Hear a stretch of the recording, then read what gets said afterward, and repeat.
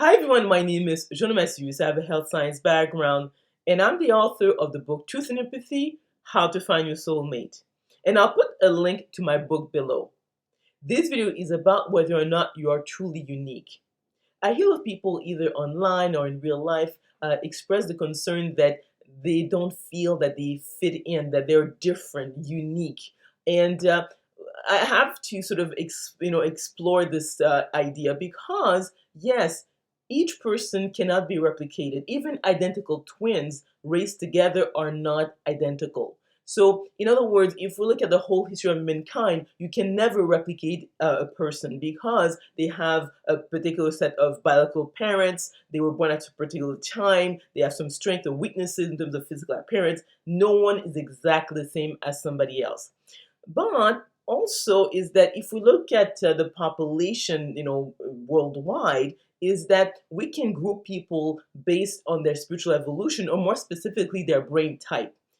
At least 85% of the world population are sensors. So a person who's a sensor will find others who view the world the same way they do because it has to do with, again, their brain type. A person's brain physiology will be the filter through which they will experience life. So let's say if someone is, let's say, ISFJ, well, they will find other ISFJs who will share the same sort of like perception of life as themselves, regardless of the person's, let's say, cultural background or ethnicity, if they're male or female, their socioeconomic, class. All this is actually a minor factors in terms of how a person experiences life. So that's one aspect. Maybe people who are intuitives will feel like aliens because intuitives have slower brain waves than sensors. So sensors have a beta brain dominance and intuitives have alpha, slow alpha, or even theta in the case of the INFJ. So yes, this group of people will probably feel truly alienated because of the fact that they don't really sort of like perceive life the same way. They don't have the same values, morals, and things. So because literally their brains are not wired like most people. Now, intuitive feelers are truly different because based on the late psychiatrist and spiritual teacher David R. Hawkins, this group are the level of love, unconditional love, and enlightenment. So it's rare to bump into people like that. So yes, this group will feel truly different in some because in their head, like they are functioning at a different level.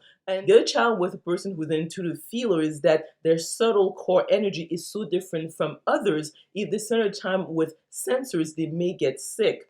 And the personality type that is truly unique is the INFJ because in history, I mean, the energy is what Jesus Christ, Buddha, Mahatma Gandhi. I mean, you will not again go to the grocery store and stumble on Buddha. So, according to the work by Dr. David R. Hawkins, it's 1% out of 10 million who's an INFJ. So the likelihood of stumbling on another one is pretty much nil. So generally speaking, I think that when people feel unique, it has to do with a distortion of reality because at least 85% of the population are sensors. So if you're a sensor, you will find someone who's very much like you who will understand you. Now, if you are an intuitive, that's challenging. If you're into feeler, then it's even more difficult. If you're an INFJ, probably you won't find somebody like you within your lifetime.